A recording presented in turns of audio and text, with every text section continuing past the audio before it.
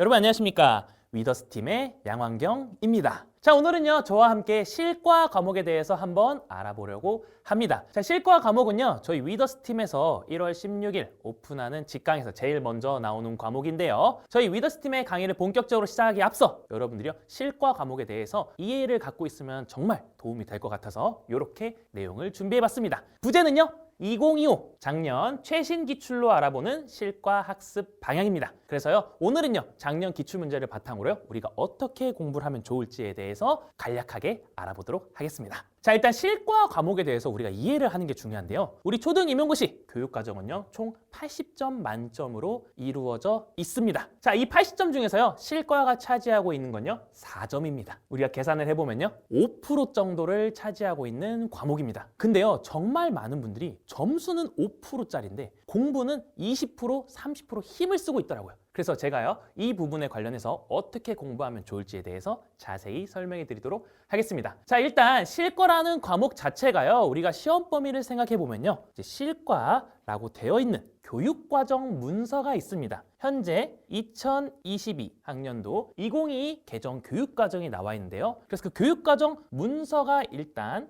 기본적인 시험 범위라고 보시면 되겠습니다. 자, 그래서 이 교육과정 내용을 바탕으로 뭐가 만들어지죠? 교과서와 지도서가 만들어집니다. 그래서요 그 지도서, 교과서 세부적인 내용을요 우리가 뭐라고 부르냐? 바로 강론이라고 부릅니다. 그래서요 실과 시험 범위는요 기본적으로 교육과정과 강론으로 나눠진다고 보시면 되겠습니다. 실과는요 이 둘 중에 뭐를 포커스를 맞춰야 되냐? 작년 기출 문제를 보면요 강론이 3점, 교육과정이 1점이 나왔습니다. 근데요 이 경향은요 지금 거의 4년 전부터 쭉 이어져 오고 있는 경향입니다. 자, 이것만 봐도 4점짜리 과목에 3점이 나온다는 건요 여러분들이 당연히 강론에 중점을 맞춰서 공부를 해야 된다는 거죠. 교육과정 당연히 공부를 하긴 해야 됩니다. 많은 우리가 꼭 필수적인 요소만 공부를 하면 되고 대부분 이 강론에 대해서 공부를 하면 된다라고 생각을 하시면 되겠습니다. 자, 작년엔요 강론 3점이 나왔는데요. 간식의 중요성을 묻는 게 나왔고요. 그 다음에 프로그래밍과 관련해서 2문제가 나왔습니다. 그래서 총 3점이 나왔고요. 또 교육과정과 관련해서 이 교과목의 역량을 묻는 문제가 1점이 나왔습니다. 그래서요 사실은 이 강론이란 것도요 이 교육과정에서 출발을 하지만요 결국에 우리가 핵심은 강론이다라고 생각을 하고 공부를 시작하시면 되겠습니다. 제가 작년에요 이제 위더스 모의고사 할 때 말씀을 드렸는데요 교육과정은 사실 진짜로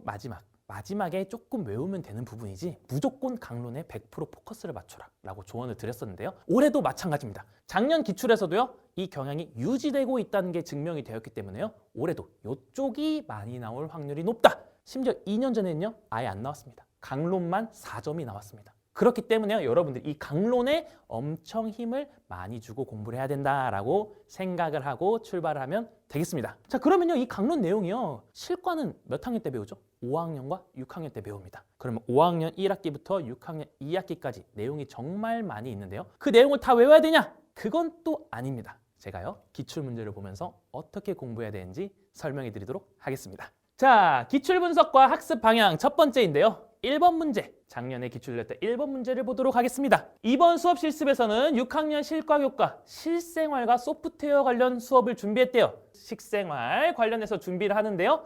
균형 잡힌 식생활, 식재료의 음식의 맛 이런 내용이 있었다. 근데 그 중에서 어떤 건강한 간식과 관련된 내용이 있었다. 자, 여기서 문제가 나옵니다. 성장기 아동에게 기억, 건강한 간식이 중요한 이유를 영양소 측면과 식사량 측면에서 한 가지씩 쓰는 1점짜리 문제가 나왔습니다. 자, 이렇게 1점짜리 문제인데 2개를 물었다. 그럼 하나를 틀리면 당연히 빵점을 받게 됩니다. 이 2가지를 정확하게 쓰는 게 중요한데요. 자, 사실 여러분 실과 문제가요 대부분 이런 경우가 많습니다. 성장기 아동에게 간식이 왜 중요하냐?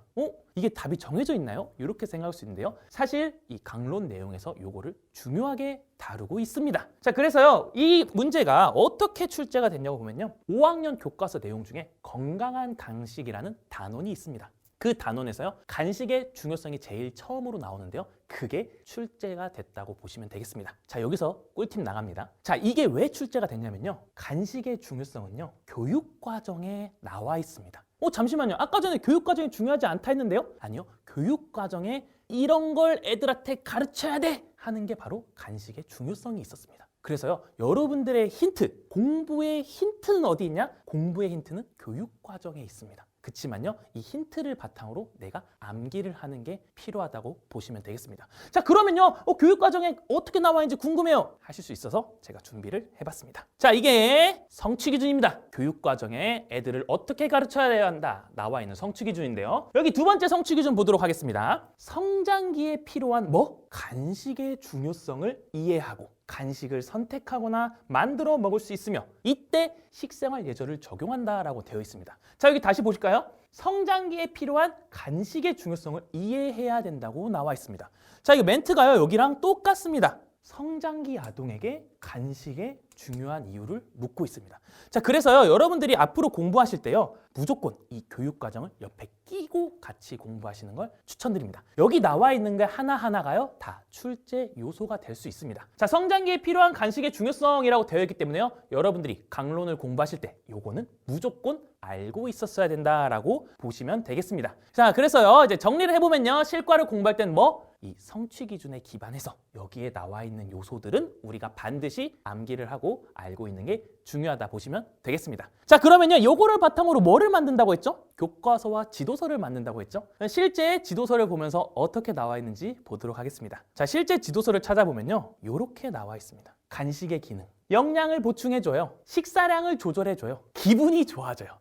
여러분들 사실 이제 기분이 좋아져요는요, 이게 시험에 내기 좀 그러잖아요. 그래서 사실 이쪽 부분을 간식을 먹으면 휴식을 하고 좋아져요는 시험에 나오지 않았고요.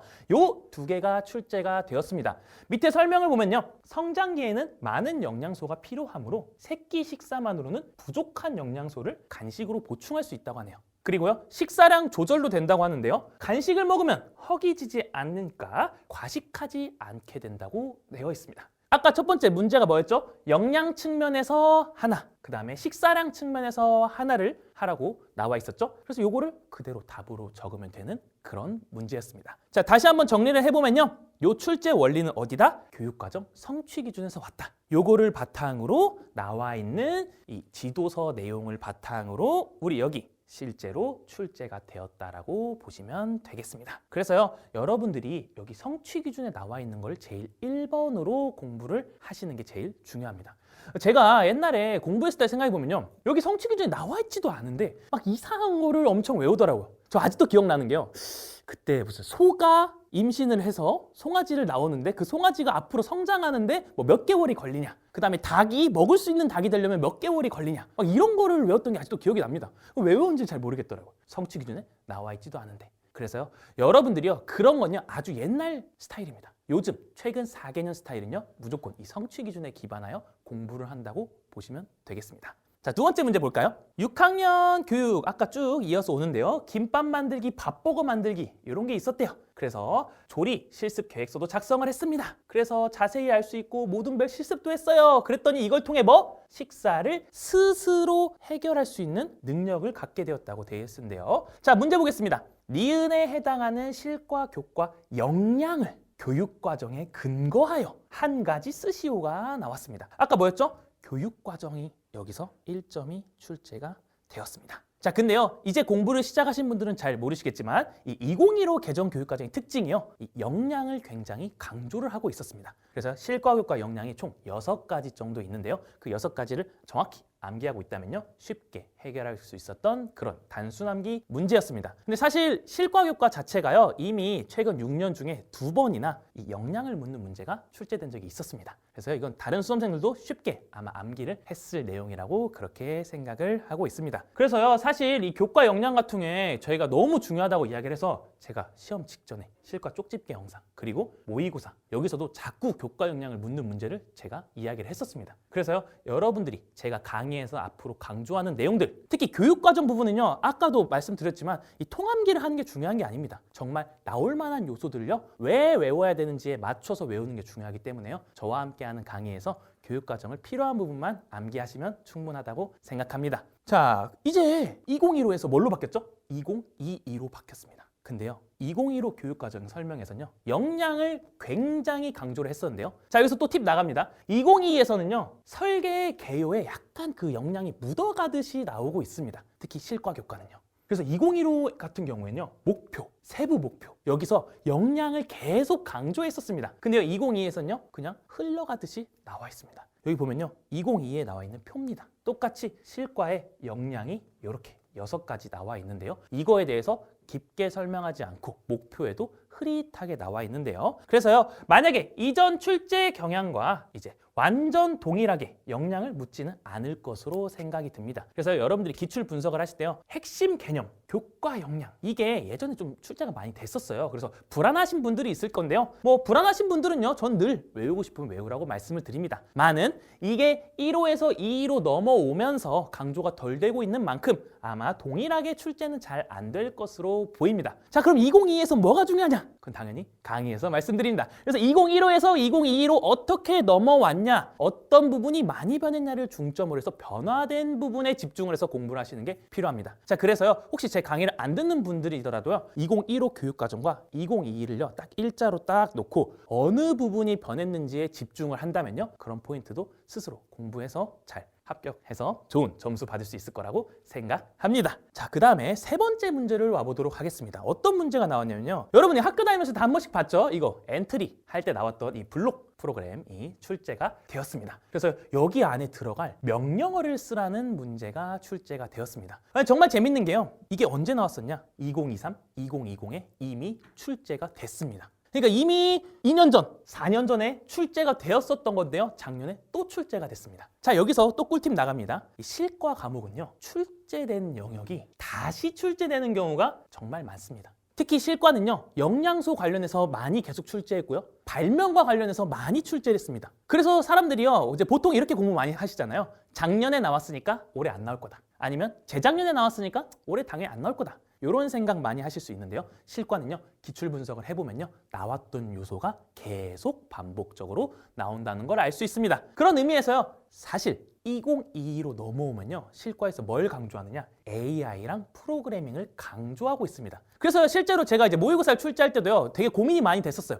아, 블록이 또 나올라나? 근데 앞으로의 방향을 생각해보면 또 나올 것 같았습니다. 실제로 또 프로그래밍을 하는 문제가 나왔습니다. 그래서요, 여러분들이 이 바뀐 교육과정을 공부하게 되더라도 뭔가 안 나왔던 거, 새로운 거를 막 찾아야지, 그것도 맞긴 하지만요, 우리가 기존에 나왔던 문제들을 정말 딥하게 이거 또 어떻게 바뀌어서 또 나올 수 있지? 요렇게 공부를 하시는 게 정말 중요하다고 볼 수 있겠습니다. 그래서요, 여러 번 출제될수록요, 어떻게 하냐면요, 정확히 알고 있는지를 묻습니다. 그래서요, 여러분들이 진짜로 이 블록을 다룰 줄 아는지에 대해서 출제가 되었다고 보시면 되겠습니다. 근데 이것도요, 제가 1번 문제에서 뭐라고 말씀드렸죠? 출제의 근간은 다 어디서 왔다? 교육과정 성취 기준에서 왔다고 말씀을 드렸습니다. 자, 성취 기준을 잘 보면요, 프로그램을 순차, 선택, 반복의 구조를 이해하라고 돼 있습니다. 그래서 설명을 잘 읽어보면요, 조건에 따라 명령문을 선택적으로 수행하는 선택 구조, 그 다음에 조건을 만족할 때까지 반복하는 반복 구조를 정말 너가 이해를 하고 애들한테 가르쳐야 된다고 되어 있는데요. 자, 돌아와 보면요, 여기 나와 있는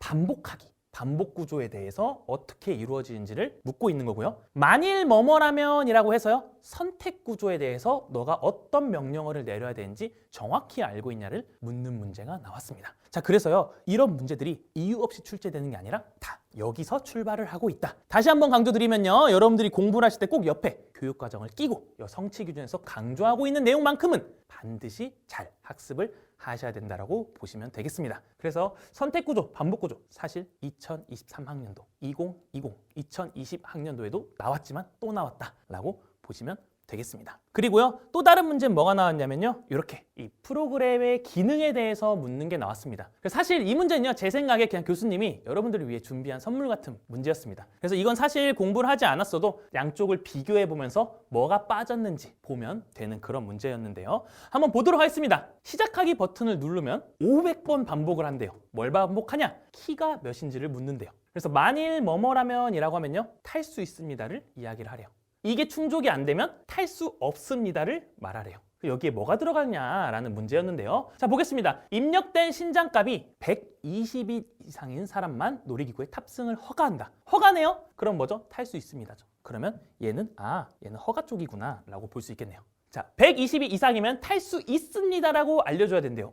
얘도 여기 탈 수 있습니다라고 알려줘야 되네요. 120보다 작으면 뭐죠? 탈 수 없습니다라고 해야 되네요. 그러면 탈 수 없습니다가 여기 이렇게 있네요. 탑승 가능 인원 20명이 채워지면 출발 준비를 알려준다.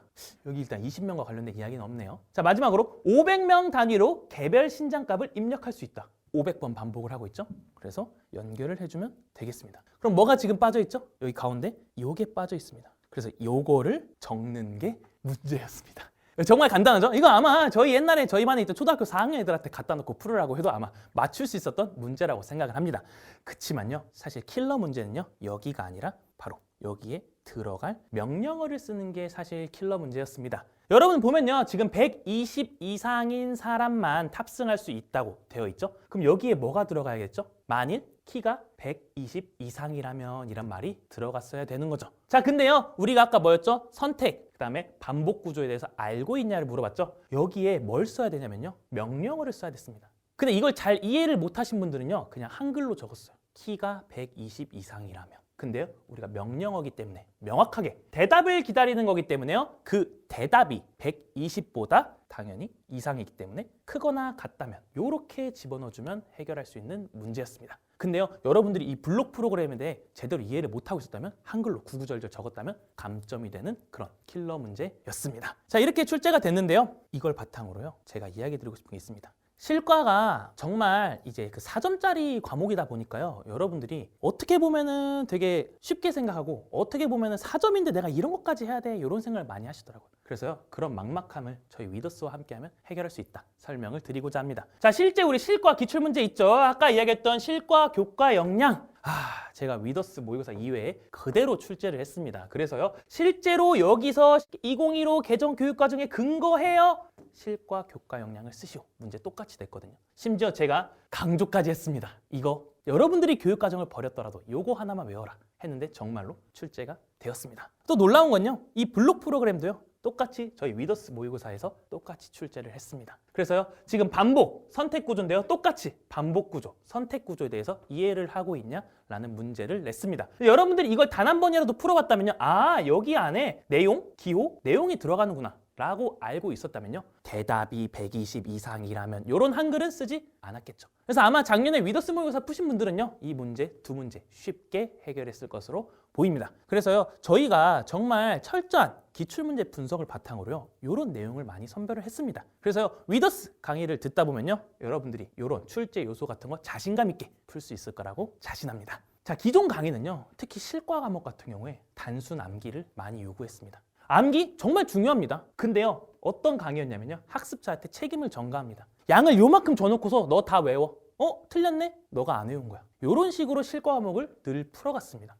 제가요, 진짜 솔직하게 작년에 위더스 모의고사 오신 분들에게 제가 현장에서 무슨 말을 했냐면, 그런 거 안 나옵니다는 말까지 했습니다. 사실 강사가 그런 거 안 나옵니다는 말을 하기가 굉장히 어렵거든요. 근데 전 대놓고 말했습니다. 절대 안 나옵니다. 남들은 이제 위험하다고 했지만요, 전 그렇게 이야기했습니다. 왜냐? 분석을 해보니까 그게 나올 수가 없는 거예요. 근데 아직도 그 유명한 강사분께서는요, 그런 거 강조하고 있더라고요.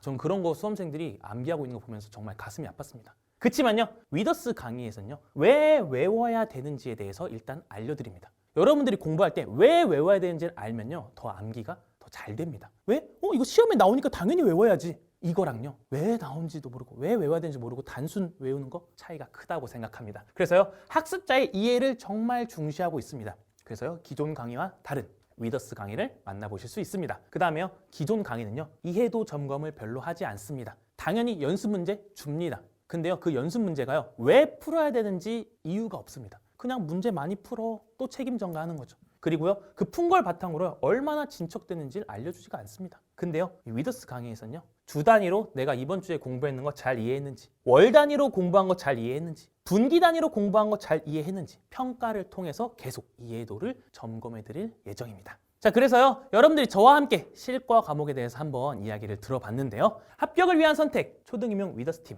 제가 정말로 자신 있게 강의를 준비했다고 말씀드릴 수 있겠습니다. 막막한 실과 공부 정말로 어떻게 할지 모르겠다 하신다면요, 저랑 함께 공부해 보시는 거 어떨까요? 자, 그러면요, 오늘 이렇게 실과 과목에 대한 공부 방향에 대해서 한번 알아봤습니다. 고생하셨습니다.